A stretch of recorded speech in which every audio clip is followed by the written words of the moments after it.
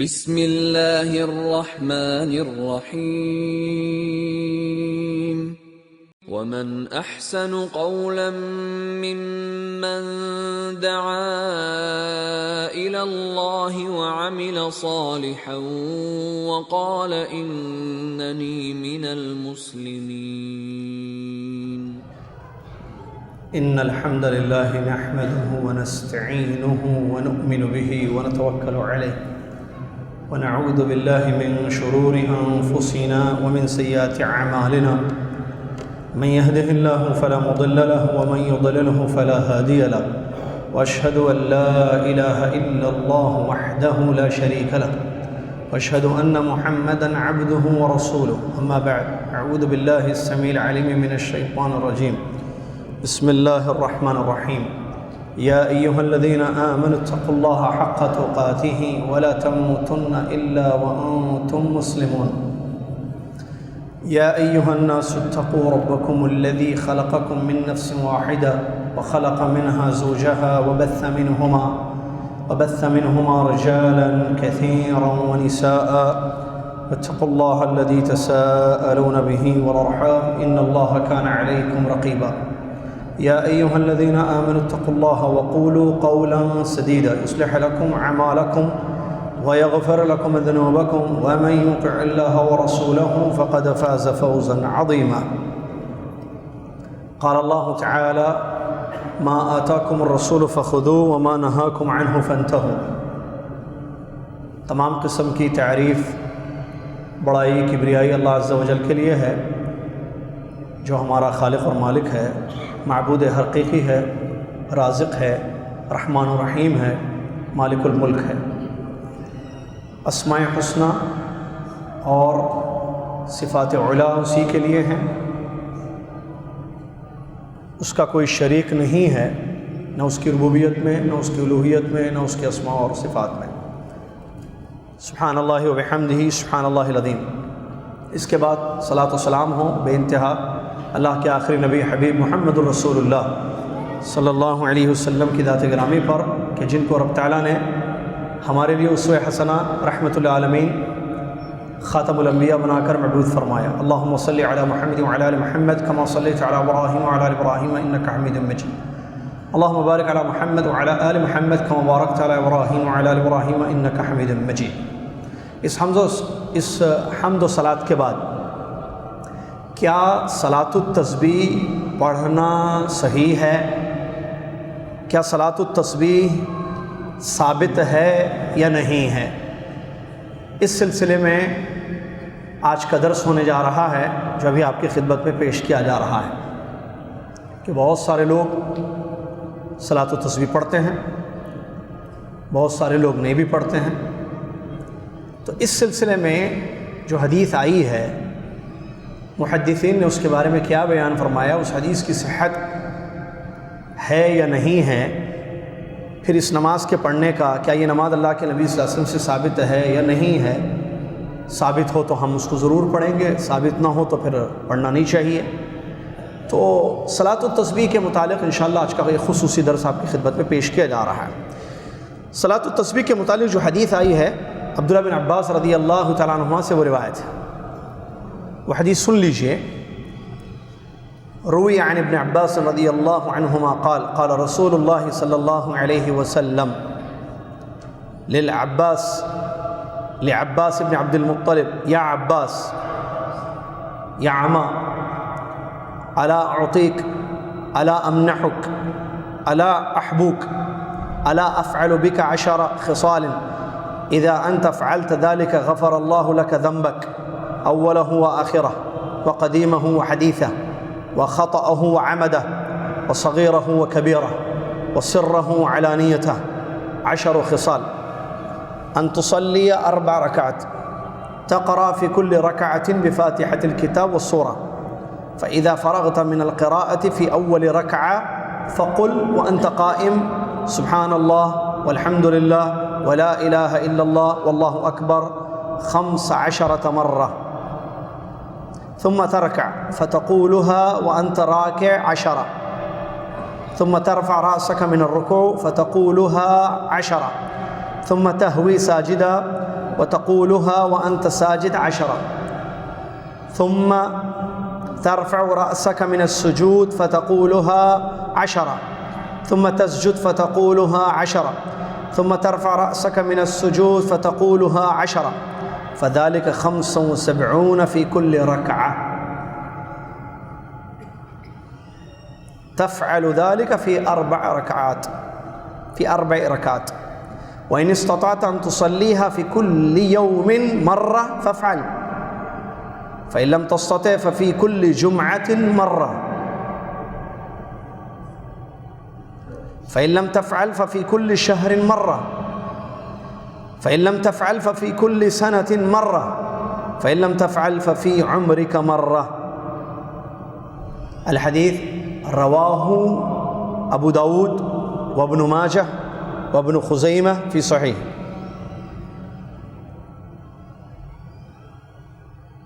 یہ وہ حدیث ہے جو صلاۃ التسبیح کے متعلق آئی تھی، جس کو ابھی ہم نے عربی میں پڑھا. اس کا اردو ترجمہ سن لیں. اس کے بعد اس حدیث کے متعلق جو ضروری باتیں ہیں وہ آپ کی خدمت میں ہیں، جو محدثین نے، فقہاء نے، ائمہ نے بیان فرمائی ہیں، وہ آپ کی خدمت میں پیش کی جا رہی ہے. سب سے پہلے ترجمہ اس حدیث کا. عبداللہ بن عباس رضی اللہ تعالیٰ عنہما سے مروی ہے کہ اللہ کے نبی علیہ الصلوۃ والسلام نے ان سے بیان فرمایا، اے عباس، اے چاچا، اے عباس بن عبد المطلب، اے چاچا جان، کیا میں آپ کو نہ عطا کروں؟ کیا میں آپ کو نہ دوں؟ کیا میں آپ کو 10 ایسی باتیں نہ بتاؤں کہ اگر آپ ان 10 چیزوں کو کریں تو اللہ تعالیٰ آپ کے گناہوں کو معاف کر دے گا؟ پہلے کے گناہ اور آخری کے گناہ، پرانے گناہ اور نئے گناہ، غلطی سے کیے گناہ، جان بوجھ کر کیے گئے گناہ، چھوٹے گناہ اور بڑے گناہ، چھپ کر کیے گئے گناہ، علانیہ طور پر کیے گئے گناہ. 10 خصال، 10 چیزیں. آگے فرمایا آپ 4 رکعت نماز پڑھیے. صلاۃ التسبیح کے بارے میں حدیث ہے یہ. رسول نے فرمایا کہ آپ جو ہے 4 رکعت نماز پڑھیے. ہر رکعت میں سورہ فاتحہ کے ساتھ کوئی ایک سورہ پڑھیے. جب آپ قرات سے فارغ ہو جائیں پہلی رکعت میں، 4 رکعت میں سے پہلی رکعت میں جب قرات سے فارغ ہو جائیں تو کھڑے ہو کر یہ دعا 15 مرتبہ پڑھیے. سبحان اللہ والحمدللہ ولا الہ الا اللہ واللہ اکبر. سبحان اللہ والحمدللہ ولا الہ الا اللہ واللہ اکبر 15 مرتبہ پڑھیے. پھر آپ رکوع کیجیے. پھر رکوع میں اس کو 10 مرتبہ پڑھیے. پھر آپ رکوع سے اپنے سر کو اٹھائیے اور 10 مرتبہ اس کو پھر پڑھیے. پھر آپ سجدے کے لیے نیچے جائیں اور سجدہ کریں گے تو سجدے کی حالت میں بھی اس کو 10 مرتبہ پڑھیں. پھر اپنے سر کو سجدے سے اٹھائیں تو 10 مرتبہ اس کو پڑھیں. پھر سجدہ کریں تو پھر اس کو 10 مرتبہ پڑھیں. پھر اپنے سر کو سجدے سے اٹھائیں تو 10 مرتبہ اس کو پڑھیں. تو یہ ہو گئے 75. ایک رکعت میں 75 ہو گئے.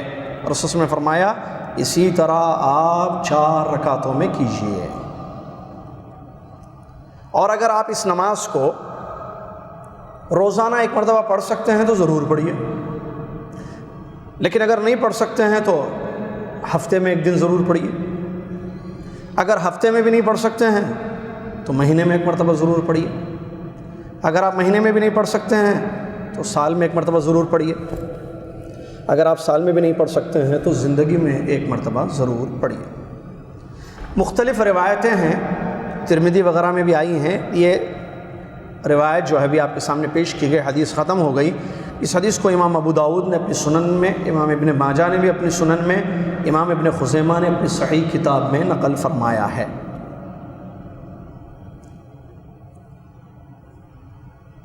یہ ہے حدیث جس پر مسئلہ ہے پورا صلاۃ التسبیح. ابھی آپ نے سنا اس کا طریقہ کار. 4 رکعت کی نماز عام نمازوں سے بالکل مختلف یہ نماز ہوتی ہے. عام نمازیں جو رات کی نمازیں یا دن کی نمازیں پڑھی جاتی ہیں، نوافل، ایک تو فرض نمازیں ہیں، پتہ ہے آپ کو فرض نماز میں کیا ہم پڑھتے ہیں، ابھی ہم نے پڑھی. اس کے علاوہ جو سنت موقدہ ہے یا نوافل ہیں، نفل نمازیں ہیں، وہ کیسی پڑھی جاتے ہیں پتہ ہے آپ کو. دن کی نمازیں 2 رکعت، اس میں قیام ہوتا ہے، رکوع ہوتا ہے، سجدے ہوتے ہیں، ان میں کیا دعائیں پڑھی جاتی ہیں معلوم ہے. صلاۃ اللیل، قیام اللیل، تہجد، وہ بھی ایک نماز ہے خاص، بڑی اہم نماز جس کی بڑی فضیلت کتاب و سنت میں آئی ہے۔ وہ بھی کیسے پڑھی جاتی ہے پتہ ہے آپ کو؟ جو تراویح بن جاتی ہے رمضان میں، اس کا نام تراویح ہے، عام دنوں میں تہجد جس کو کہتے ہیں ہم، ہے نا، دو دو رکعت پڑھنا، وہ بھی کیسے پڑھنا معلوم ہے آپ کو۔ اس کے علاوہ اور بھی جو نمازیں ہیں، جیسے جمعہ کی نماز آپ کو معلوم ہے کیسے پڑھی جاتی ہے، وہ پڑھتے ہیں۔ اسی طریقے سے صلاۃ الضحیٰ، چاشت کی نماز، اسی طریقے سے مسافر کی نماز معلوم ہے، اس پہ دروس ہو چکے ہیں ماضی میں کہ 4 رکعت کو 2 رکعت وہ پڑھے گا، 2 نمازوں کو جمع کر کے پڑھ سکتا ہے، ظہر اور عصر کو، مغرب اور عشاء کو، یہ بھی آپ جانتے ہیں۔ اسی طریقے سے ایک خاص نماز ہوتی ہے استخارہ کی، وہ بھی آپ کو معلوم ہے، 2 رکعت نفل کی نیت سے پڑھی جاتی ہے، پھر اس کے بعد دعا استخارہ کی جاتی ہے، جس پر ہمارا درس ہو چکا ہے پچھلے مہینوں میں۔ اسی طریقے سے صلاۃ الاستسقاء، امام حمزہ صاحب نے بہت مرتبہ پڑھائی، سعودی عرب میں مساجد میں عام اہتمام اس کا ہوتا ہے الحمدللہ۔ استسقاء کی نماز، بارش طلبی کے لیے جو نماز پڑھی جاتی ہے، وہ بھی آپ کو معلوم ہے۔ اسی طریقے سے ایک نماز پڑھی جاتی ہے صلاۃ الخوف، جنگ کی حالت میں جو نماز پڑھی جاتی ہے، جس کی کئی شکلیں ہیں، اور یہ بھی ہمارے پچھلے سالوں کے دروس میں جب ہم نے نماز کا ایک سلسلہ شروع کیا تھا، الگ الگ نمازوں کی تفصیلات وہاں ہم نے بتائی تھی۔ اس میں سے ایک شکل یہ کہ امام لوگ لڑ رہے ہوں سامنے، امام جو ہے 2 رکعت نماز پڑھائیں گے، ایک صف جو ہے کچھ لوگ امام کے پیچھے 1 رکعت پڑھیں گے اور اس کے بعد جائیں گے لڑنے کے لیے، اور وہ جو لڑ رہے تھے دوسرے ساتھی وہ آئیں گے، وہ رکعت پڑھیں گے۔ ایک شکل ہے اس کی، بہرحال وہ اپنی جگہ ایک نماز ہے، لڑائی بھی اس میں باقی رہتی ہے اور نماز اپنی جگہ باقی رہتی ہے۔ ان کی وہ جو 1 رکعت چھوڑ گئے وہ پڑھ لیں گے، یہ جو 1 رکعت باقی ہے یہ بعد میں دوہرا لیتے ہیں۔ اس طریقے سے ایک نماز کی شکل وہ ہوتی ہے۔ بیمار کی بھی ایک نماز ہوتی ہے، کھڑے ہو کر نہیں پڑھ سکتا ہے تو بیٹھ کر پڑھے گا، بیٹھ کر نہیں تو لیٹ کر اشاروں سے پڑھے گا۔ تو ہر نماز کی ایک شکل ہوتی ہے، کیفیت ہوتی ہے، معلوم نماز کی مختلف قسمیں ہیں، یہ ساری جو ابھی میں نے بتائی۔ یہ جو نماز ہے بالکل مختلف ہے ان تمام نمازوں سے۔ آپ دیکھیں اس میں کیا بتایا گیا ہے، 4 رکعت پڑھنا۔ پہلے اس نماز کی فضیلت پر غور کیجیے آپ، اس نماز کی فضیلت پر۔ اس نماز کے بارے میں بتایا گیا ہے اس حدیث میں کہ آپ کے سارے گناہ معاف ہو جائیں گے، اگلے پچھلے، چھوٹے بڑے، انجانے جانے میں کیے، جان بوجھ کر کیے گئے، انجانے میں کیے گئے، پرانے ہوں کہ نئے ہوں، چھپ کر کیے گئے ہوں یا علانیہ طور پر اجتماعی شکل میں کیے گئے ہوں، سارے معاف ہو جاتے ہیں۔ ایک بات یہ ہے۔ دوسری بات اس میں جو بتائی گئی ہے، نماز کی جو شکل ہے کہ نماز پڑھو، پہلی رکعت میں سورہ فاتحہ اور ضم سورہ پڑھنے کے بعد ایک دعا کو 15 مرتبہ پڑھنے کا ذکر آیا ہے، سبحان اللہ والحمد للہ ولا الہ الا اللہ واللہ اکبر۔ پھر اس کو بار بار پڑھنے، شروع میں رکعت میں 15 مرتبہ، باقی 10 مرتبہ پڑھنے کا حکم دیا گیا ہے۔ رکوع میں 10، رکوع سے سر اٹھائیں تو 10 پڑھیں، پھر سجدے میں 10، سجدے سے سر اٹھائیں تو 10 وغیرہ۔ تو اس حدیث کے بارے میں اقوال علماء کے آپ کی خدمت میں پیش کی جاتے ہیں۔ سب سے پہلی بات یہ معلوم ہونا چاہیے، اکثر علماء نے، بہت سارے علماء نے اس حدیث کو ضعیف قرار دیا ہے۔ علماء ضعیف کیوں کرتے ہیں؟ اچھا پہلے اس سے پہلے ایک بات بتاؤں آپ کو میں، حدیث 2 چیزوں سے مل کر بنتی ہے، یہ بہت پہلے ہم نے یہاں بتایا تھا، یعنی یہ درس حدیث کی ABCD آپ کہیں۔ حدیث میں 2 چیزیں ہوتی ہیں، ایک ہے سند، دوسری ہے متن۔ بغیر سند کے حدیث نہیں ہوتی ہے، بغیر متن کے بھی حدیث نہیں ہوتی ہے۔ سند یعنی چین، جیسے یہ حدیث سنن ابو داؤد میں موجود ہے، امام ابو داؤد نے اپنے استاد سے سنا، انہوں نے ان کے استاد سے سنا، انہوں نے ان کے استاد سے سنا، انہوں نے ان کے استاد سے سنا ہے، انہوں نے تبع تابعی سے سنا، تبع تابعی نے تابعی سے سنا، تابعی نے صحابی سے سنا، صحابی نے محمد الرسول اللہ صلی اللہ علیہ وسلم سے سنا۔ اس کو کہتے ہیں چین۔ ایک دوسری متن، سبجیکٹ حدیث کا، حدیث میں ہے کیا۔ حدیث جو ضعیف ہوتی ہے، ٹھیک ہے، اس کی بنیادی طور پر آپ ذہن میں رکھنے کے لیے وہ سبجیکٹ پر نہیں جا رہے ہیں کیونکہ وہ علمی باتیں ہیں۔ سند میں گڑبڑ ہو یا متن میں گڑبڑ ہو، سند میں کوئی مسئلہ ہو، سند کٹی ہوئی ہو، سند میں ضعیف راوی ہو، سند میں موضوع راوی آ گئے، ٹھیک ہے، جو حدیث سے گڑتا تھا، تو وہ حدیث صحیح نہیں ہوتی ہے۔ جسے تابعی، سند کٹی ہوئی، مثال تابعی کہیں کہ میں نے رسول صلی اللہ علیہ وسلم کو یہ فرماتے ہوئے سنا ہے، ایسے ہو سکتا ہے؟ نہیں ہو سکتا ہے۔ تو یہ ایک شکل ہوتی ہے۔ بعض دفعہ ہوتا ہے سند ٹھیک ہے لیکن متن میں نکارت پائی جاتی ہے۔ متن رسول اللہ صلی اللہ علیہ وسلم کی جو عام حدیثیں ہیں، عام حالات ہیں، ایسے نبی صلی اللہ علیہ وسلم نے نہیں بولا ہوگا، ایسے ہوتا ہے، ایک مضمون ہوتا ہے متن، تو متن میں نکارت ہوتی ہے یا متن میں شذوذ مخالفت ہوتی ہے کہ عام حدیثوں جو صحیح حدیثیں وارد ہوئی ہیں ویسی یہ حدیث نہیں ہے۔ تو آئیے اس حدیث کے بارے میں محدثین نے کیا بات بیان فرمائی اس کو سنیے۔ اس حدیث کے بارے میں پہلی بات تو اکثر محدثین نے، فقہاء نے، ائمہ نے اس حدیث کو ضعیف قرار دیا ہے، یہ حدیث صحیح نہیں ہے۔ اکثر محدثین نے، فقہاء نے، ائمہ نے اس حدیث کو صحیح قرار نہیں دیا ہے۔ بعض لوگوں نے اس کو حسن قرار دیا ہے، بعض لوگوں نے تو موضوع بھی ذکر، جیسے ابن الجوزی رحمہ اللہ نے اس حدیث کو، اس کے تمام جتنے طرق ہوتے ہیں ایک حدیث کے طریقے، کن کن روایتوں سے یہ حدیث آئی ہے، میں نے ایک حدیث آپ کے سامنے پیش، یہی مفہوم ہے، روایتیں الگ الگ ہیں، تو جتنی روایتیں آئی ہیں ان سب کو انہوں نے اپنی کتاب الموضوعات میں جمع کیا ہے علامہ ابن الجوزی رحمہ اللہ نے، اور بتایا ہے کہ یہ حدیث موضوع ہے، حدیث صحیح نہیں ہے۔ اس کے ضعف کو انہوں نے، موضوع نے ضعیف قرار دیا ہے، اور بتایا کہ اس کے جتنے طریقے ہیں کوئی بھی صحیح نہیں ہے۔ جن طریقوں سے حدیث جو ہے مختلف کتابوں میں آئی ہے، ہر ایک میں جو ہے ضعف پایا جاتا ہے، ٹھیک ہے، یہ ایک بات۔ امام ترمذی رحمۃ اللہ علیہ بیان فرماتے ہیں کہ اللہ کے نبی صلی اللہ علیہ وسلم سے کوئی ایک حدیث بھی صلاۃ التسبیح کے بارے میں ثابت نہیں ہے۔ سنیے اقوال محدثین کے، میں وہی جمع کر کے لایا ہوں آپ کو۔ امام ترمذی رحمۃ اللہ علیہ بیان فرماتے ہیں کہ روی عن نبی صلی اللہ علیہ وسلم فی صلاۃ التسبیح غیر حدیث ولا یصح منہ کبیر شیء، کہتے ہیں کہ مختلف روایتیں آئی ہیں اللہ کے نبی صلی اللہ علیہ وسلم کی طرف نسبت کی گئی ہے صلاۃ التسبیح کے بارے میں، ان میں سے ایک حدیث بھی صحیح نہیں ہے۔ علامہ امام نووی رحمۃ اللہ علیہ نے امام عقیلی رحمۃ اللہ علیہ کے اس قول کو نقل کیا کہ صلاۃ التسبیح کے بارے میں کوئی ایک حدیث ثابت نہیں ہے۔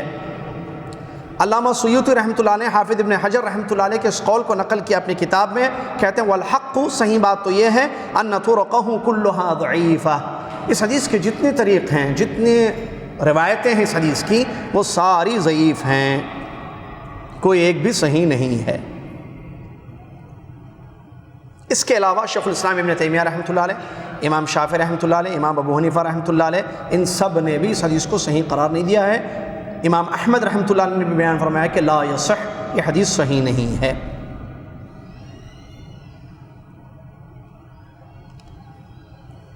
ایک بات یہ، بعض علماء نے صحیح قرار دیا ہے، جس میں سے شیخ البانی رحمۃ اللہ علیہ، شیخ البانی رحمۃ اللہ کہتے ہیں کہ حدیث صحیح ہے۔ آئیے اس کے بعد شیخ بن باز رحمۃ اللہ نے بڑی اچھی بات بیان کی ہے اس حدیث کے بارے میں، وہ آپ کی خدمت میں پیش کروں۔ صلاۃ التسبیح کے بارے میں بتایا گیا، صلاۃ التسبیح ایک مشہور نماز ہے جس کے بارے میں اہل علم کا، محدثین کا اختلاف ہے۔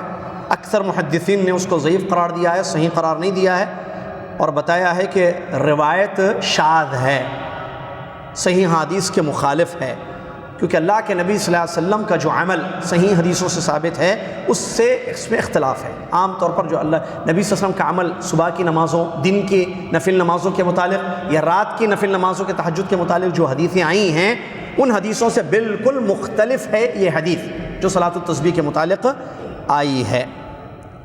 اور بعض ایسی روایتیں ہیں جو موضوع ہیں، جس کی صحت کی کوئی، بعض ایسی موضوع ہیں من گھڑت ہیں، بعض ایسی روایتیں ہیں جو ضعیف ہیں، لیکن کوئی ایک حدیث ایسی نہیں ہے صلاۃ التسبیح کے بارے میں جو کمزوری سے خالی ہو، پکی صحیح ہو ایک حدیث۔ جتنی روایتیں آئی ہیں صلاۃ التسبیح کے بارے میں، کوئی ایک حدیث ایسی نہیں ہے جس کے بارے میں ہم فیصلہ کر سکیں کہ یہ پوری سند اور متن دونوں صحیح۔ سند صحیح ہو تو متن میں نکارت ہے، متن صحیح نہیں ہے، گڑبڑ، کیونکہ ایسے اتنا اجر اس ایک عمل پر ایسے کہیں نبی صلی اللہ علیہ وسلم نے بیان نہیں کیا ہے۔ عام حدیثیں جو دیکھیں، اور نبی صلی اللہ علیہ وسلم کا عمل جو نبی صلی اللہ علیہ وسلم نمازیں پڑھتے تھے صبح اور شام، وہ اس سے مختلف ہے۔ جو رات کی نمازیں صحیح حدیثوں سے ثابت ہیں، دن کی نمازیں نبی صلی اللہ علیہ وسلم کی ثابت ہیں، صحابہ نے جس پر عمل کیا صحیح نہیں۔ اسی طریقے سے کہتے ہیں کہ اگر یہ حدیث صحیح ہوتی تو علماء، ائمہ، سلف صالحین اس کو قبول کرتے تھے، اس پر عمل ہوتا تھا، جبکہ ہم صحابہ، تابعین، تبع تابعین، ائمہ، محدثین، فقہاء، کہیں بھی یہ عمل نظر نہیں آتا ہے صلاۃ التسبیح کی پابندی یا صلاۃ التسبیح کا پڑھنا۔ پھر اس حدیث میں جو نکارت ہے الفاظ میں، کہ اختیار دیا گیا ہے کہ آپ روزانہ پڑھ سکتے ہو تو روزانہ پڑھو، ہفتے میں ایک مرتبہ پڑھو، ہفتے میں ایک مرتبہ پڑھو، مہینے میں کم سے کم ایک مرتبہ پڑھو، سال میں کم سے کم ایک مرتبہ، زندگی میں ایک مرتبہ، ایسی کوئی نماز کے متعلق مسلم کی صحیح حدیث نہیں ہے۔ عام جو نمازیں آئی ہیں، تو یہ حدیث کیسے صحیح ہو سکتی ہے؟ نکارت ہے، اس کو کہتے ہیں نکارت۔ یہ اس کے بعد بتا رہا ہوں کہ سند میں اختلاف ہے، سند صحیح نہیں ہے اس کی. جیسے امام ترمذی نے ابھی علامہ امام نووی رحمۃ اللہ نے بیان فرمایا کہ علامہ ابن حجر ابن حجر رحمۃ اللہ علیہ کا قول اس سلسلے میں کوئی حدیث صحیح نہیں ہے، اور امام ترمذی رحمۃ اللہ علیہ کا قول کہ اس سلسلے میں کوئی حدیث صحیح نہیں ہے.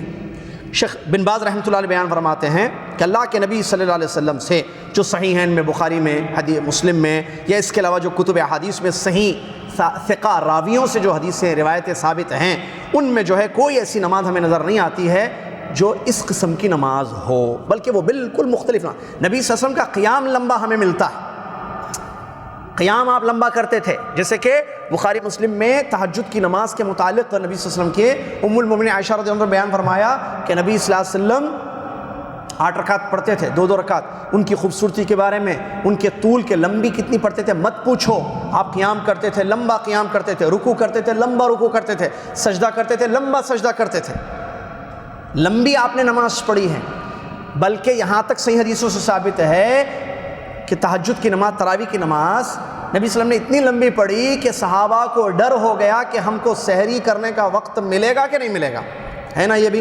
اور ایک روایت میں کہ آدھی رات نبی صلی اللہ علیہ وسلم نے نماز پڑھائی، پوری صورتیں. تو لمبی نماز کا ہمیں ثبوت ملتا ہے. لیکن اس نماز میں جو بات بتائی گئی کہ رکوع میں یہ پڑھو، سجدے میں یہ پڑھو، رکوع سے اٹھنے کے بعد یہ پڑھو، اور اگر ایک مرتبہ اختیار بھی پھر دے دیا گیا اس نماز کے متعلق کہ سال میں 1 مرتبہ پڑھو، زندگی میں 1 مرتبہ پڑھو. پھر اس نماز کا جو اجر بتایا گیا ہے کسی عام جو دوسری نمازیں ہیں، صحیح روایتیں جو ثابت ہیں، اس میں کہیں نہیں ہے کہ اس نماز میں اس جو ہے حدیث میں یہ بات بتائی گئی. ابھی سنیے آپ نے حدیث تھوڑی دیر پہلے کہ یہ نماز کا اجر یہ ہے کہ آپ کے سارے گناہ، جان بوجھ کر جو گناہ کیے گئے، انجان گناہ کیے گئے، چھوٹے جو گناہ کیے گئے، بڑے جو الفاظ ہیں نا، یہ اسی لیے ابن عثیمین رحمۃ اللہ علیہ اور علماء محدث نکارت کہتے ہیں. پیارے نبی صلی اللہ علیہ وسلم کی حدیثیں، جو آپ کا مزاج تھا حدیثیں بیان کرنے کا، ویسی حدیث ایسی نہیں ہو سکتی. ایک ہوتی ہے نکارت کہتے ہیں اس کو متن میں، جبکہ سند بھی اس کی صحیح نہیں ہے. تمام محدثین نے اس پر کلام کیا ہے. بعض نے جو متاخرین میں سے جیسے کہ شیخ البانی رحمۃ اللہ نے اس کو صحیح قرار دیا ہے. آپ پہلے دیکھیں تو کوئی بھی اس کو صحیح قرار نہیں دیا. ہر محدث نے اس پر کلام کیا ہے، چاہے وہ سلف صالحین، تابع تابعین پرانے ہوں یا اس کے بعد کے ہوں، تمام نے اس پر کلام کیا، کہا کہ سند صحیح نہیں ہے. اور آگے ایک بات بتاتے ہیں شیخ بن باز رحمۃ اللہ علیہ کہ اس متن میں چونکہ نکارت پائی جاتی ہے اور یہ شاذ روایت ہے. ایک ہوتی ہے شاذ کیا مطلب؟ وہ حدیث، وہ روایت جو صحیح حدیثوں کے خلاف ہے. بہت ساری ڈھیر ساری صحیح حدیثیں ہمیں ملتی ہیں نمازوں کے متعلق، ان تمام صحیح حدیثوں سے ہٹ کر ایک حدیث ہمیں ملتی ہے، اس کو بولتے ہیں شاذ. بہت ساری حدیثیں پیارے مسلم کی جو مستند ہیں، ایتھینٹک ہیں، وہ ایک طرف، اور ایک روایت جو علت سے خالی نہیں ہے، جس پر کلام کیا گیا ہے، متن میں نکارت، سند ضعیف. کسی نے کہا یہ حدیث، جیسا کہ امام ترمذی نے کہا کہ ثابت ہی نہیں ہے نبی صلی اللہ علیہ وسلم سے صلاۃ التسبیح کے متعلق. حافظ ابن حجر رحمۃ اللہ علیہ کا قول وغیرہ، ٹھیک ہے، سب محدثین ہیں، فقہاء. امام ابو حنیفہ رحمۃ اللہ علیہ، امام شافعی رحمۃ اللہ علیہ، شیخ الاسلام ابن تیمیہ رحمۃ اللہ علیہ، امام احمد رحمۃ اللہ علیہ، سب نے کہا کہ صحیح نہیں ہے. سمجھ رہے بات؟ تو یہ ایک روایت ہے شاذ جو بہت ساری صحیح حدیثوں کے مخالف میں نظر آتی ہے، کیونکہ اس میں جو طریقہ عبادت کا بتایا گیا ہے وہ عام حدیثوں میں نہیں ہے. جو رات کی نماز، دن کی نماز نبی صلی اللہ علیہ وسلم کی ہوتی تھی، جس پر آپ کا معمول تھا، جس پر صحابہ کا عمل تھا، جس پر تابعین کا عمل تھا، اس سے بالکل الگ یہ روایت ملتی ہے. اس کو کہتے ہیں شاذ. ایک بات. دوسری، اگر یہ حدیث صحیح ہوتی، اس میں کوئی صحت پائی جاتی، سلف صالحین ہم سے زیادہ خیر کے طالب تھے. صحابہ ہم سے زیادہ خیر کی تلاش کرنے والے، عبادتوں کا عبادت گزار، ہم سے زیادہ اللہ کا ڈر ان کے دلوں میں تھا. صحابہ میں سے کسی کے بارے میں ایسا نہیں ملتا ہے کہ وہ صلاۃ التسبیح کے پابند تھے، جبکہ تہجد کی پابندی، نفل نمازوں کی پابندی، تمام جو نمازیں آئی ہیں، چاہے وہ فرض تو اپنی جگہ ہے، اس کے علاوہ جتنی نفل نمازیں آئی ہیں سب کی پابندی آپ کو صحابہ کی سیرت میں ملے گی. تمام صحابہ. پھر تابعین ہیں، اس کے بعد تابع تابعین، ائمہ، بڑے بڑے محدثین، کسی کے بارے میں یہ نہیں آتا کہ وہ صلاۃ التسبیح، کیونکہ سب کی زمانی حیات موجود ہیں، سب کے بارے میں آیا ہے کہ عبادت اس کی کیسے ہوتی تھی، گھر کی عبادت، باہر کی عبادت. صلاۃ التسبیح کی پابندی کسی نے کی ہو سلف میں، یہ نہیں ملتا ہے. تو ان تمام چیزوں کو سامنے رکھ کر ایک قاعدہ کلیہ بتایا جا رہا ہے. وہ قاعدہ کلیہ اچھا اس سے پہلے قاعدہ کلیہ بتانے سے پہلے، اس روایت میں جو تسبیحات آئی ہیں ایسی بھی کوئی صحیح حدیث سے ثابت نہیں ہے۔ سبحان اللہ، الحمدللہ، ولا الہ الا اللہ، اللہ اکبر اتنی مرتبہ پڑھنا نماز میں ایسے کسی صحیح حدیث سے ثابت نہیں ہے۔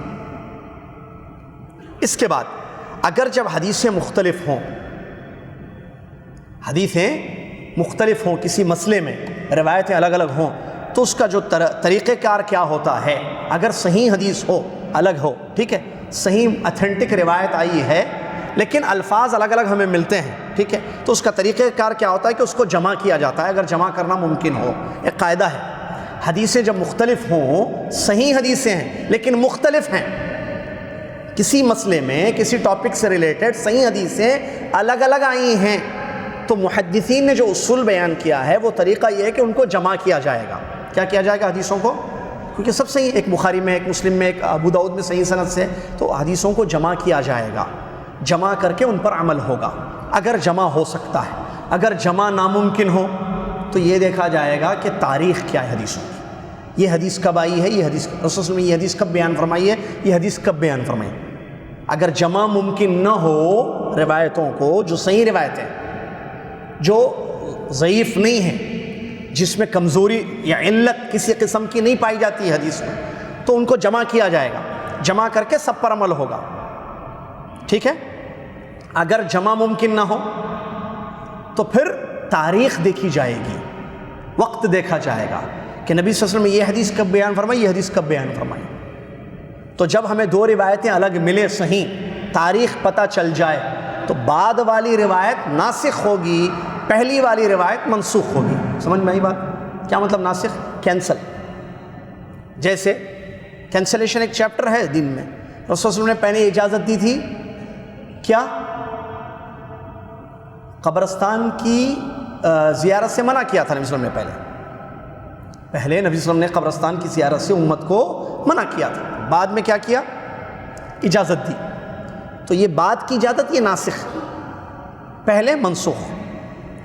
اسی طریقے سے مرنے والے کے لیے حکم تھا کہ مرنے سے پہلے وہ وارثوں کے لیے وصیت لکھ کر جائے۔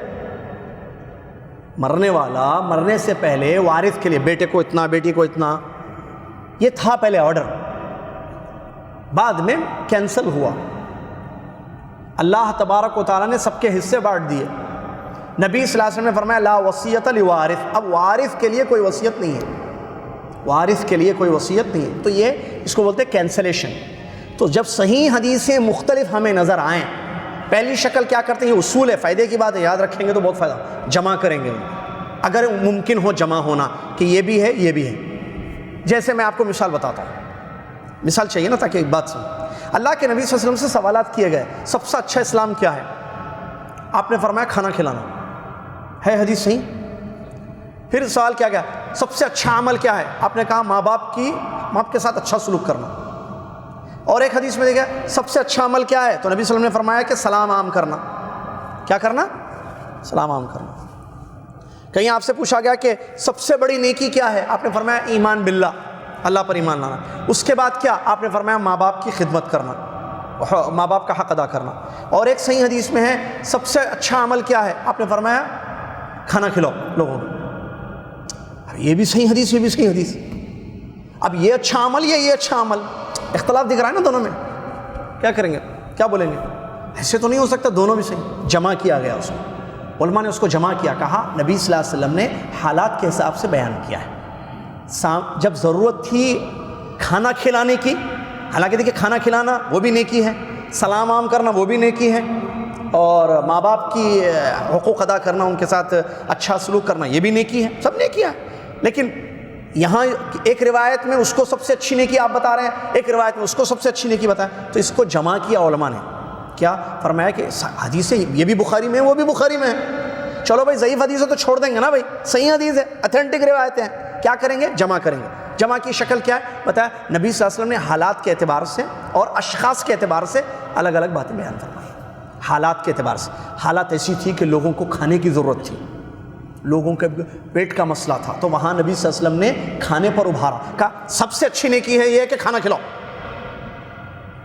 حالات ایسے آئے کہ جہاں سلام عام نہیں ہونے لگا، وہاں بتایا گیا کہ سلام عام کرو. حالات ایسے آئے کہ ماں باپ کی حقوق میں کمی ہونے لگی, وہاں آپ نے بتایا ماں باپ کا حق ادا کرنا سب سے اچھی نہیں کی. ایسے ایک وجہ یہ, ایک جمع یہ. دوسری, انسانوں کے اعتبار سے پوچھنے والے کی حالت کو رسول صلی اللہ علیہ وسلم جانتے تھے. سائل نے سوال کیا نا, تو اس کے حالات کو مد نظر رکھتے ہوئے جو چیز اس کے لیے زیادہ ضرورت تھی وہ بتا دیا کہ یہ کام سب سے اچھا عمل ہے, جاؤ یہ کام کرو.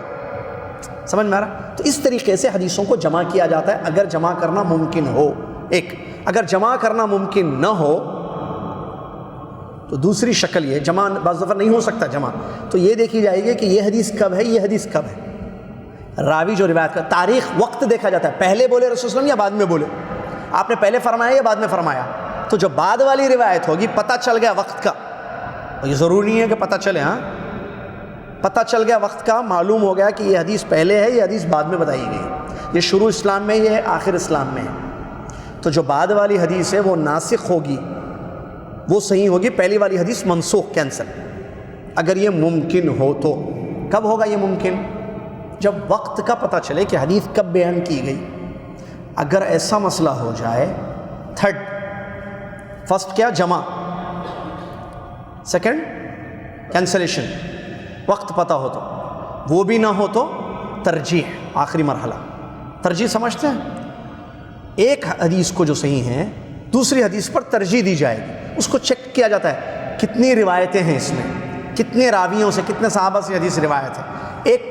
ایک حدیث کو دوسری حدیث پر ترجیح دیتے, ترجیح سمجھتے ہیں, آگے رکھتے ہیں اس کو. یہ جو ہے کب ہوتا ہے؟ جب شرطیں اس کی پائی جائیں, اگر حدیث اللہ کے نبی صلی اللہ علیہ وسلم سے صحیح طریقے سے ثابت ہو تو ایسی صورت میں وہاں ترجیح کا مسئلہ ہوتا ہے. یہاں اب آئیے, جزاک اللہ خیر, یہ جو مسئلہ ہے, کون سا مسئلہ؟ صلاۃ التسبیح. صلاۃ التسبیح کے بارے میں پہلے تو جمع روایتیں جو آئی ہیں سب علت ہیں, جمع نہیں. صلاۃ التسبیح کے بارے میں تاریخ کا پتہ نہیں ہے کہ یہ حدیث کب بیان کی گئی ہے, حدیث کب بیان کی گئی ہے. تو اب باقی رہتی ہے ترجیح, اور وہ یہ ہے کہ یہ روایت شاذ ہے باقی تمام صحیح حدیثوں کے مقابلے میں, لہٰذا اس روایت پر عمل نہیں ہوگا, یہ مرجوح ہے, ختم. راجح وہ ہے جو عام عمل رسول صلی اللہ علیہ وسلم کا رہا دن اور رات کی نمازوں کا, جیسا کہ ایک حدیث ہے نبی صلی اللہ علیہ وسلم نے فرمایا صلاۃ اللیل مثنا مثنا, صلاۃ اللیل والنہار ایک روایت میں, رات کی نماز اور دن کی نماز دو دو رکعت ہے, دو دو رکعت ہے. اسی طریقے سے رات کی نماز کے بارے میں آیا کہ آپ رات کی نماز دو دو رکعت ہے, دو دو رکعت ہے, یہاں تک کہ اگر فجر کے طلوع ہونے کا ڈر ہو جائے تو ایک رکعت وتر پڑھ کر اپنی رات کی نماز کو ختم کر دو.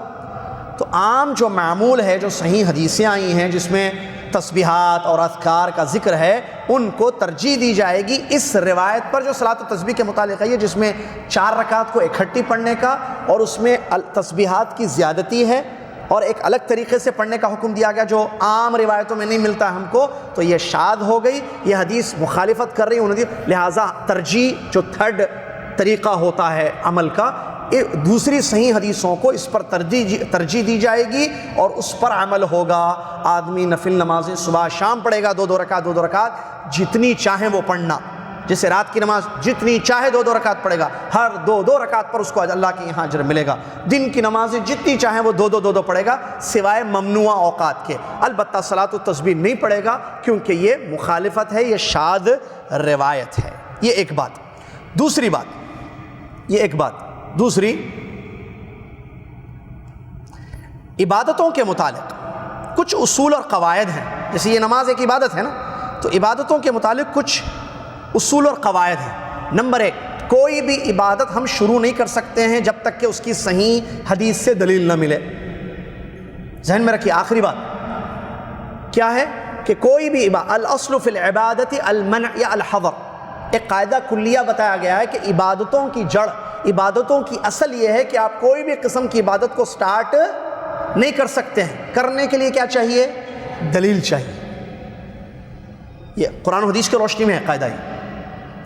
یہ پہلی بات. صحیح حدیث ایتھنٹک روایت سے ثابت ہے کہ یہ عمل, یہ اس قسم کی عبادت کی اجازت دی گئی ہے تو آپ کیجیے. اگر صحیح حدیث سے اس کا ثبوت نہیں ملتا ہے تو وہ عبادت کیا کی جائے گی؟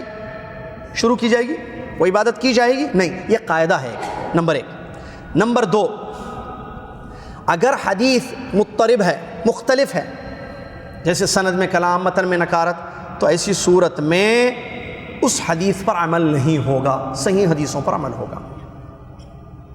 حدیث مختلف ہے، روایت صحیح نہیں ہے، ثابت نہیں ہے، تو ایسی صورت میں اس پر عمل نہیں ہوگا جو اس حدیث کے متعلق ہے، کسی صلاۃ و تسبیح کے متعلق۔ نمبر 3، ائمہ میں سے، محدثین میں سے کسی نے بھی اس کو مستحب بھی نہیں قرار دیا ہے۔ کس کو؟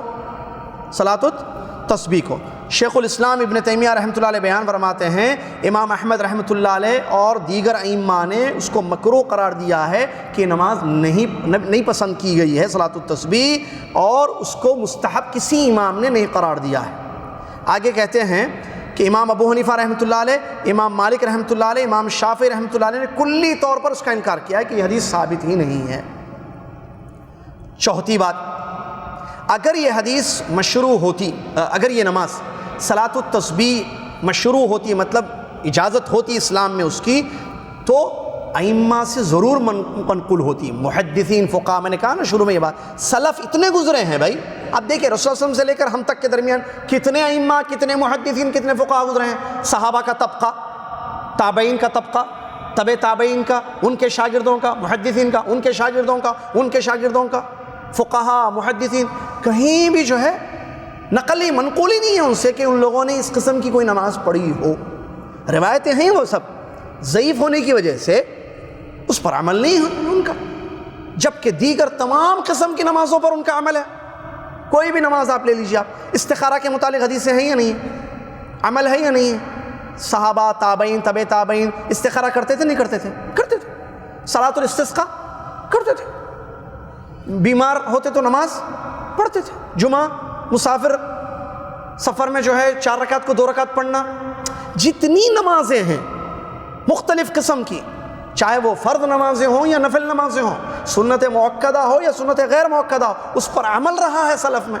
یہ ایک واحد نماز ایسی ہے جس کے بارے میں عمل نہیں ہے۔ اگر کوئی کہے کہ کیسے پتہ، روایتوں میں نہیں ہے، ان کی سیرتوں میں نہیں ہے، جبکہ ان کی سیرتوں میں دیگر عبادتوں کا ذکر ہے، روزے رکھنے کا ذکر ہے، نفل نمازیں پڑھنے کا ذکر ہے۔ نمازیں بہت پڑھتے تھے وہ لوگ، رات کی نمازیں بھی پڑھتے تھے، دن کی نمازیں بھی پڑھتے تھے، لیکن صلاۃ التسبیح پڑھی ہے انہوں نے، ایسا کہیں نہیں ہے۔ یہ بھی اس بات کی دلیل ہے کہ اگر اس میں کسی قسم کی صحت ہوتی، جبکہ فائدہ دیکھیے اس حدیث میں جو بیان کیا گیا ہے، چھوڑتے تھے وہ حدیث صحیح ہوتی تو، کیونکہ یہ حدیث اپنے شروع میں کہ تمہارے پچھلے، اگلے، شروع، پرانے، نئے، چھوٹے، بڑے، انجانے میں کیے گئے، جان بوجھ کے کیے گئے۔ جان بوجھ کر کوئی گناہ کرو تو صرف 1-2-4 رکعت کی نماز سے معاف ہو، عام حدیث سے اس کے خلاف ہے۔ یہ بندہ نکارت جو ہے نا، عام حدیثوں سے یہ بات ثابت ہے کہ گناہ بغیر توبہ کے معاف نہیں ہوتا ہے، عام حدیث سے موجود ہے، بڑے گناہ توبہ کے بغیر معاف نہیں ہوتے ہیں۔ یہ جو نمازوں سے جیسے جمعہ کے متعلق آئی ہے، ایک جمعہ کی نماز آپ پڑھیں گے تو اگلی جمعہ کے درمیان کے گناہ معاف ہو جائیں گے۔ کون سے گناہ ہیں یہ؟ چھوٹے گناہ۔ تو نمازوں کے متعلق آیا ہے اجر، لیکن اس حدیث میں جو اجر بتایا گیا ہے ایسی کسی صحیح حدیث میں نہیں ہے، نبی صلی اللہ علیہ وسلم کی کسی صحیح روایت نہیں۔ اس میں یہ ہے کہ بس 4 رکعت یہ پڑھ لو سارے معاف، ایک بات۔ دوسرا، اختیار دیا گیا ہے، مرضی، زندگی میں 1 مرتبہ پڑھنا ہے پڑھو، سال میں 1 مرتبہ پڑھنا ہے پڑھو، مہینے میں 1 مرتبہ پڑھنا ہے، ایسے نبی صلی اللہ علیہ وسلم نے کہیں، بلکہ اپنی امت کو ابھارا ہے 12 رکعت روزانہ پڑھنے پر۔ ٹھیک ہے، اللہ کے نبی صلی اللہ علیہ وسلم نے فرمایا کہ اللہ تعالیٰ رحم فرمائے اس آدمی پر جو عصر سے پہلے 4 رکعت پڑھتا ہے، نفل نماز ہے، غیر موقدہ ہے، اللہ رحم فرمائے اس آدمی پر جو عصر سے پہلے 4 رکعت پڑھتا ہے۔ صلاۃ کیا کہتے ہیں اس کو، تحیۃ الوضو کے بارے میں بھی آیا ہے، 2 رکعت وضو کے بعد جو نماز پڑھی جاتی، جب بھی وضو کرو تو 2 رکعت پڑھنا، صحیح حدیث سے ثابت ہے، اس کا بھی اجر بتایا گیا ہے۔ تو ایسی نمازوں کے اجر بتایا گیا، لیکن اس حدیث میں جو اجر بتایا گیا ایسی کسی ایک حدیث میں نہیں ہے کہ اس میں یہ ہے کہ آپ 4 رکعت پڑھ لو 1 مرتبہ تو ساری زندگی کے گناہ معاف۔ وہ بھی کون سے گناہ، پہلے کے، بڑے، چھوٹے، اور الفاظ غور کر رہے ہیں آپ، اسی لیے نکارت اس کو کہتے ہیں، بڑے، چھوٹے، پرانے، نئے، شروع کے، بعد کے، اور انجانے میں کیے گئے یا جان بوجھ کے کیے گئے، اور ایک ہے اکیلے میں کیے گئے یا پبلک میں کیے گئے، ایسا ہے کہیں؟ آپ دیکھیں، اسی لیے علماء نے کہا نہیں، ایسا نبی صلی اللہ علیہ وسلم نے کسی ایک روایت میں نہیں بیان کیا، بلکہ توبہ کی دعوت دی ہے نبی صلی اللہ علیہ وسلم نے امت کو۔ بڑے گناہ بغیر توبہ کے معاف نہیں ہوتے، قاعدہ ہے یہ۔ کیا قاعدہ ہے؟ بڑا گناہ جو اس حدیث میں بتایا گیا کہ 4 رکعت سے معاف ہے، بڑا گناہ توبہ کے بغیر معاف. کوئی ایک صحیح حدیث آپ مجھے بتائیں کہ نماز سے بڑا گناہ معاف ہو جاتا ہے، صرف نماز پڑھنے سے نہیں. توبہ، معافی مانگنا، استغفار، کیونکہ نصوص آئے ہیں اس سلسلے میں، نصوص آئے ہیں، آیتیں موجود ہیں. توبہ کیوں نہیں کرتے، معافی کیوں نہیں مانگتے؟ جو توبہ ضروری ہے. یہ جو نمازوں سے، روزوں سے، جمعہ سے، عمرے سے گناہ معاف ہوتے ہیں نا، یا وضو کے چھینٹوں سے، کون سے گناہ ہیں؟ قاعدہ ہے باقاعدہ، قاعدہ ہے باقاعدہ. کیا؟ چھوٹے گناہ معاف ہوتے ہیں. پھر بڑے گناہوں کے لیے کیا کرنا پڑے گا؟ توبہ، اللہ سے گڑ گڑا کے معافی مانگنا، بس وہی ایک راستہ ہے. تو ان تمام چیزوں کو مد نظر رکھتے ہوئے علماء کے فتاوی اپنی جگہ ہے. یہ صحیح ہے کہ اس میں کوئی شبہ نہیں ہے کہ یہ حدیث ثابت نہیں ہے، اسی لیے اس پر عمل نہیں ہوا ہے. سند میں اختلاف، متن میں نکارت، اگرچہ سند کو مان بھی لیا جائے، جیسے شیخ البانی رحمۃ اللہ علیہ اس کی سند صحیح ہے، تو متن میں نکارت پائی جاتی ہے. لہٰذا اس حدیث پر عمل نہیں ہوگا، جیسا کہ سلف نے اس پر عمل نہیں کیا ہے. یہی خیر ہے. کیا ہمارے لیے کوئی صحیح حدیثیں ہیں عمل کرنے کے لیے؟ ہمارے گناہ بہت ہیں، ہم معافی مانگنا چاہتے ہیں، توبہ کرنا چاہتے ہیں، اجر پانا چاہتے ہیں، فائدہ چاہتے ہیں اللہ تعالیٰ کے نزدیک قیامت کے دن. جی ہاں، دروازہ کھلا ہوا ہے. بہت ساری صحیح حدیثیں آئی ہیں جہاں جو ہے نمازوں کا ذکر ہے کہ آپ نمازیں پڑھیں، اللہ سے معافی مانگیں، توبہ کریں، اللہ تعالیٰ آپ کی توبہ کو قبول فرمائے گا. بہت سارا فائدہ چاہیے آپ کو. صحیح حدیث میں ایک بات آئی ہے، روزانہ آپ 12 رکعت نماز پڑھیں، جس کو سنت موقدہ کہتے ہیں. اللہ تعالیٰ جنت میں آپ کے لیے محل بنائے گا. فجر کی 2، ظہر سے پہلے 4، ظہر کے بعد 2، مغرب کے بعد 2، عشاء کے بعد 2. صحیح حدیث اتھینٹک ہے، جس میں کوئی اختلاف نہیں. کسی محدث نے اس کو ضعیف قرار نہیں دیا ہے. کیا 12 رکعت پڑھنے سے کیا فائدہ ہے؟ جنت میں محل. آپ کو چاہیے جنت میں محل، 12 رکعت پابندی سے پڑھیے. اور کچھ ہے؟ عصر کی نماز کے لیے آپ جب تشریف لائیں تو 4 رکعت پڑھیے، 2 رکعت، 2 سلام سے. اللہ کی رحمت آپ کو ملے گی، کیونکہ نبی صلی اللہ علیہ وسلم رحم اللہ امرأن صلی 4 قبل العصر یا صلی قبل العصر 4 او کما قال. اللہ رحم فرمائے، ہمارے نبی صلی اللہ علیہ وسلم نے دعا دی ہے امت کو، اللہ رحم فرمائے اس انسان پر جس نے عصر سے پہلے 4 رکعت پڑھی. تو یہاں کس چیز کا فائدہ ہے؟ اللہ کی رحمت، جو بہت بڑی چیز ہے. ٹھیک ہے. اس کے علاوہ جمعہ کے لیے آپ آئیں، فائدہ ہے، حدیث ثابت ہے. جمعہ کی نماز پڑھنے سے قدم قدم پر جو ہے سال بھر کے گناہ معاف ہو جاتے ہیں اور نیکیاں ملتے ہیں. گناہ بھی وہی چھوٹے گناہ مراد ہیں. ایک ایک قدم جو چل چل کر آپ مسجد کو آتے ہیں جمعہ کی نماز پڑھنے کے لیے، اس پر ایک ایک سال کے گناہ، آپ کے چھوٹے گناہ معاف ہو جاتے ہیں اور نیکیاں ملتے ہیں، درجات بلند ہوتے ہیں. فائدہ ہے یا نہیں ہے؟ اسی طریقے سے اگر آپ رات کی نماز، جیسا کہ نبی نے فرمایا، جس نے امام کے ساتھ تراویح کی نماز پڑھی تو گویا کہ اس نے پوری رات نماز پڑھی. جس نے امام کے ساتھ تراویح کی نماز پڑھی سلام پھیرنے تک، پوری نماز. امام کے پیچھے جماعت کے ساتھ جس نے تراویح کی نماز پوری پڑھ لی تو گویا کہ اس نے پوری رات قیام کیا. فائدہ ہے یا نہیں ہے؟ پڑھ رہے 1 گھنٹہ، 6 گھنٹے کا اجر مل رہا ہے آپ کو، فائدہ. تو اگر انسان فائدہ چاہتا ہے، ہم چاہتے ہیں نہیں ہمارے گناہ معاف ہو، تو یہ ہے دعائیں، نمازیں ہیں. پھر نماز پڑھ کے سجدے میں دعا کیجیے آپ، 2 رکعت، چاہے فرض نماز ہو یا نفل نماز ہو. مسلم شریف کی حدیث ہے، نبی صلی اللہ علیہ وسلم نے فرمایا اقرب ما یکون العبد وهو ساجد فاکثر الدعاء. بندہ سب سے زیادہ قریب ہوتا ہے اللہ کے کب؟ حالت سجدے میں. تو کثرت سے دعا کرو. یہ بھی صحیح ہے. میں یہ سب صحیح حدیثیں بتا رہا. ریپلیسمنٹ میں ٹھیک ہے، آپ بتا دیے صلاۃ التسبیح نہیں پڑھنا ضعیف ہے، پڑھنا کیا پھر؟ یہ بتا رہے ہو پڑھنے کے لیے. ایک ہوتا نہیں پڑھو بول کے چلے گئے درس میں، اب پڑھنا کیا؟ اور پڑھنے کے لیے بہت ساری چیزیں ہیں بھائی آپ کی، وہ بتانا مقصد ہے اصل. کیونکہ کچھ منع کرو تو کچھ دو نا، کہ آدمی لے کر جائے کچھ. ٹھیک ہے، یہ نہیں کرنا، کرنے والا کام کیا ہے؟ یہ ہے کرنے والے کام. یہ نہیں کرنا بھائی کیوں؟ کیونکہ ثابت نہیں ہے بھائی، ثابت نہیں. ثابت ہوتی تو کون منع کرتا؟ نہیں پڑھتے، ہماری خواہش نہیں ہے پڑھنے کی. لیکن ضعیف حدیث پر عمل، اتھینٹک نہ ہو، بات صحیح نہ ہو، اس پر عمل ہوگا نہیں ہوگا. عمل کس پر ہوگا پھر؟ صحیح بات پر. جو اللہ کے نبی صلی اللہ علیہ وسلم سے ثابت ہے، مستند ہے، اتھینٹک جس کو انگلش میں کہتے ہیں، اس پر عمل ہوگا. ضعیف پر عمل نہیں ہوگا. یہ بات اچھی طریقے سے ذہن میں رکھیں. بعض لوگ کہتے ہیں نہیں ضعیف صحیح کیا ہے؟ ضعیف صحیح کیا؟ تو پھر پڑھو آگے. بعض لوگ بولتے ہیں ضعیف مطلب وہ بڑی عمر کے. نہیں، بڑی عمر کو ضعیف نہیں بولتے ہیں، وہ اردو میں ضعیف بولتے ہیں. ہم بات یہ حدیث کی اور ضعیف. بعض لوگ عجیب، جو یہ تو جہالت ہے، وہ باتیں تو خیر کرنے کی بھی نہیں ہے یہاں پر. کہ وہ بوڑھے بھی تو انسان ہوتے ہیں، ضعیف کمزور لوگ بھی تو انسان ہوتے ہیں. اس کے بعد السلام علیکم بولنا ہوگا. کیا بولنا؟ السلام علیکم ورحمۃ اللہ. ختم. یہ جہالت کی باتیں ہیں. وہ بیچارے کو پتہ ہی نہیں ہے کہ ضعیف کیا ہے، صحیح کیا ہے. ٹھیک ہے. تو ہم کو جو پابند کیا اللہ تعالیٰ نے، ما آتاکم الرسول فخذوہ، نبی صلی اللہ علیہ وسلم جو تمہیں دیں اس کو لے لو. نبی صلی اللہ علیہ وسلم نے ہمیں دیا ہے، یہ ثابت ہونا چاہیے. قرآن میں اللہ نے حکم، جو نبی صلی اللہ علیہ وسلم نے تمہیں عطا کیا ہے اس کو لے لو. لیکن ہمیں پتہ چلا کہ نبی صلی اللہ علیہ وسلم نے نہیں دیا ہے امت کو، ہم بولیں اس کو نبی صلی اللہ علیہ وسلم کا دیں کہ عطیہ وہ نبی صلی اللہ علیہ وسلم نے ہمیں عطا کیا، یہ نبی صلی اللہ علیہ وسلم سے کا حکم ہے یا ابھارا ہے نبی صلی اللہ علیہ وسلم نے اپنی امت کو، ایسے ہم کہیں گے؟ نہیں، جب ثابت ہی نہیں. وَمَا نَهَاكُمْ عَنْهُ فَانْتَهُوا، اور جس چیز سے نبی صلی اللہ علیہ وسلم منع کریں اس سے رک جاؤ. تو حدیثیں موجود ہیں جو نبی صلی اللہ علیہ وسلم نے اپنی امت کو دی ہیں، تعلیم دی ہے، ابھارا ہے، جو میں نے روایتیں آپ کے سامنے پیش کی ہیں، جس پر اجر کے فائدے ہیں.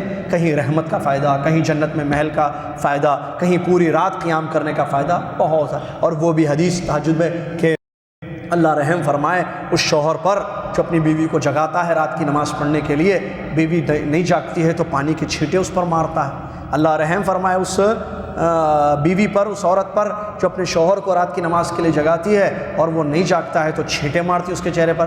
دونوں پر اللہ کی رحمت ہو. سبحان اللہ. یہ حدیث سے موجود ہے. تو اس پر عمل کیا جائے جو صحیح ہے. جو ضعیف ہے، جو اتھینٹک نہیں ہے، اس پر عمل نہ ہو. اب کسی نے پڑھ لی ہے تو نہیں معلوم تھا، پڑھ لیا، آئندہ مت پڑھیں. بس خیال کریں، آئندہ نہیں پڑھیں. نہیں فلاں کتاب میں لکھا ہوا ہے، نہ فلاں کتاب میں لکھا ہے. اتنے لوگ پڑھتے ہیں، خاندان میں اکثر لوگ عمل کرتے ہیں. کتاب کا لکھنا، لوگوں کا پڑھنا، لوگوں کا عمل دلیل نہیں ہے. دلیل ہے اللہ کا کلام، قرآن مجید، آیتیں، کلام اللہ، پیارے نبی صلی اللہ علیہ وسلم کی صحیح حدیثیں، یا صحابہ کا عمل، یا اجماع قیاس وغیرہ. دلیل 4 قسم کی ہوتی ہے: قرآن، حدیث، اجماع، قیاس. صلاۃ التسبیح قرآن سے ثابت نہیں ہے، صلاۃ التسبیح حدیثوں سے ثابت نہیں ہے، اس پر اجماع بھی نہیں ہے، قیاس صحیح بھی نہیں ہے. ٹھیک ہے. بس یہ چیزیں آپ کے سامنے پیش کرنی تھی. اللہ تعالیٰ مجھے اور آپ کو توفیق دے کہ ہم اس پر عمل کریں جو ثابت ہے، صحیح ہیں. باقی چیزیں جو صحیح نہیں ہیں اللہ تعالیٰ ان سے دور رہنے کی ہمیں توفیق عطا فرمائے. اللہ تعالیٰ ہماری عبادتوں کو قبول فرما لے اور ہماری عبادتوں میں خشوع اور خضوع پیدا فرمائے، اور ہمیں اس بات کی بھی توفیق دے کہ ہم سنت رسول صلی اللہ علیہ وسلم کو ملحوظ رکھتے ہوئے اپنی عبادتوں کو انجام دیں. آمین. وآخر دعوانا الحمد للہ رب العالمین. السلام علیکم ورحمۃ اللہ وبرکاتہ.